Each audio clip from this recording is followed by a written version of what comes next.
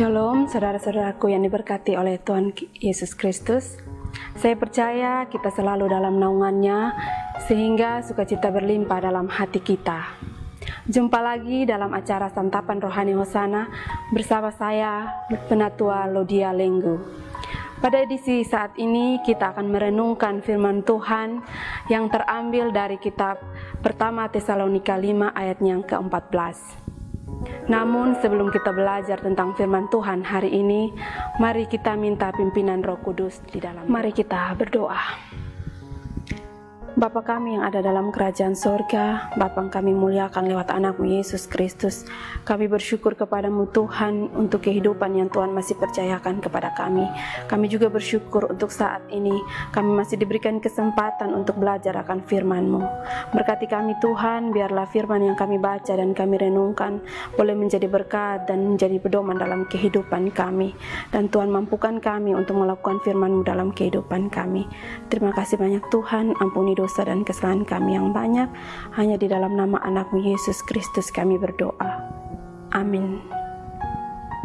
Beginilah bunyi firman Tuhan yang saya pilih dari pertama Tesalonika 5 ayat yang ke-14.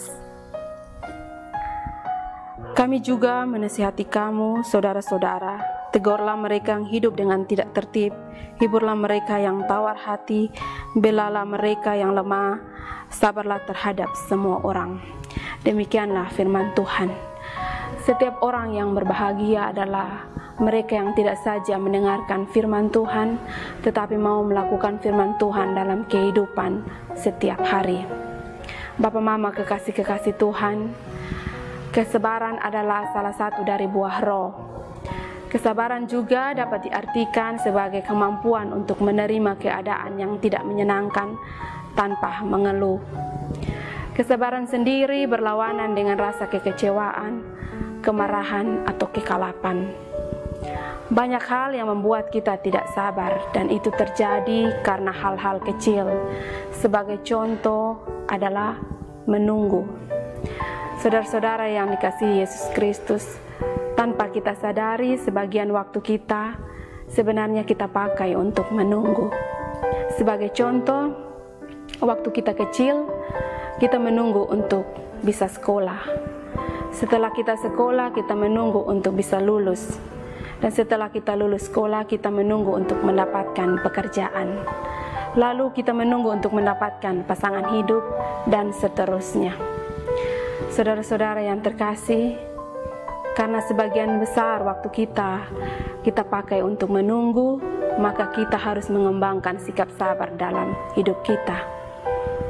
Hari ini kita sama-sama belajar bagaimana agar kita bisa lebih sabar. Saudara-saudara yang terkasih, apa yang Alkitab nyatakan mengenai kesabaran? Ketika segala sesuatu berjalan sesuai dengan rencana kita, kesabaran adalah hal yang mudah untuk kita lakukan. Tetapi ujian dari kesabaran adalah ketika hak-hak kita dilanggar, ketika kita diperlakukan dengan tidak adil, dan masih banyak lagi. Beberapa orang berpikir karena memiliki hak untuk marah ketika menghadapi masalah dan pencobaan, ketidaksabaran tampak seperti kemarahan yang kudus. Alkitab menyatakan kesabaran sebagai satu buah roh yang harus dihasilkan oleh semua pengikut Kristus. Bapak Mama kekasih-kekasih Tuhan, kesabaran merupakan bentuk perwujudan iman kita terhadap waktu, kemahakuasaan dan kasih Allah. Meskipun sebagian besar orang menganggap kesabaran sebagai suatu tindakan menunggu yang pasif atau menerima dengan lemah lembut, kesabaran sendiri tidak dibangun dalam waktu semalam, tapi kuasa dan kebaikan Allah sangat penting dalam membangun kesabaran. Kesabaran kita ditumbuhkan dan diteguhkan dengan bersandar pada kehendak dan waktu Tuhan. Bapak Mama kekasih-kekasih Tuhan, apa yang harus kita lakukan untuk kita bisa lebih sabar? Yang pertama, kita harus selalu bersyukur. Yang kedua, kita berusaha memahami rencana dan tujuan apa yang terjadi dalam kehidupan kita.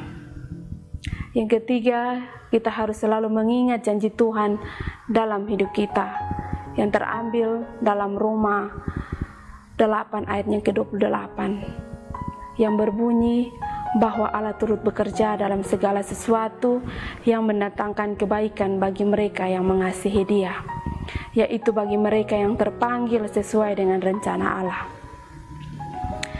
Bapak Mama kekasih-kekasih Tuhan, kapan kita harus sabar?